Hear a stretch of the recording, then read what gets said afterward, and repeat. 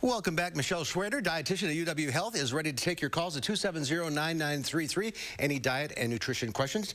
Michelle, hello. How are you? Hello, I'm fine. How are you doing? Pretty good. The holidays are upon us, a very stressful time, and for some people, that means turning to food. Right. And a lot of people don't think about it this way, but when we have a holiday meal, we actually are emotionally eating, and that emotion is happiness, and that's okay. We expect that. But this year, with the holidays looking very different, we might be turning to emotional eating out of stress, anxiety, or loneliness. And this can be worse because we might not even know that we're doing it, or we might be just doing it much too often, through these next few weeks and months. 270-9933 is the number to call. We don't have the number on the screen right now, but 270-9933, the number to call. So how do you deal with the stress eating? Well, definitely we like to try to surround ourselves with as many healthy options as we can. And I think this year, with people being a little bit more sequestered at home, they might decide to do less holiday baking. They don't need to make as many batches of cookies.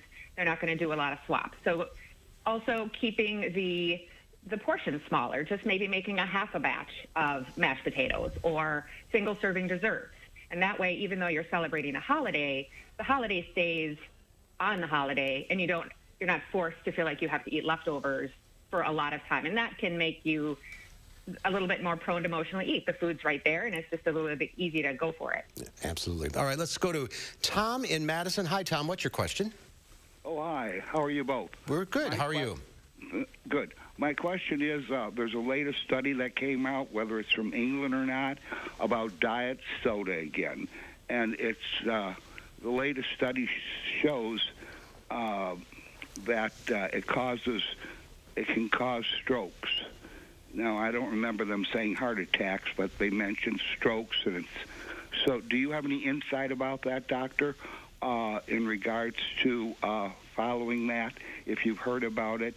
And now I drink Coke Zero, and it says there's no substitute sugar, but the Diet Coke has, I guess, the substitute sugar.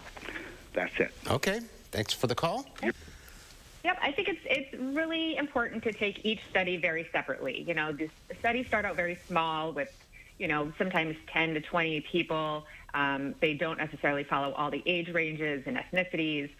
So usually these studies are just looking at very one specific thing, and then they have to do many, many other studies. So we've obviously used artificial sweeteners for years, and at this point we don't have any definitive ties to one or the other being better. It's obviously a good idea to keep all your processed ingredients low.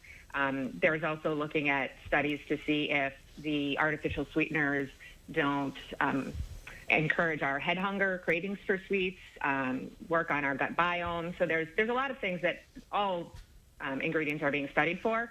And so basically the best you can do is take a look at your own health history, what might you be at risk for, and try to tailor your diet individually in that way. And, the studies come out all the time. Coffee's good for you, coffee's bad for you, wine's good for you, wine's bad for you. Exactly, and those are all because they're looking at usually one particular compound, and that compound might be good for one thing, and then a different compound might be good for a different thing. So it's very hard to take food, which is a very complex compound in itself, and break it down to all of its little parts. All right, we're out of time, unfortunately. We have some more calls, but we'll get to them next time. Have a very happy and safe Thanksgiving, Michelle. Thank you, you too. All right.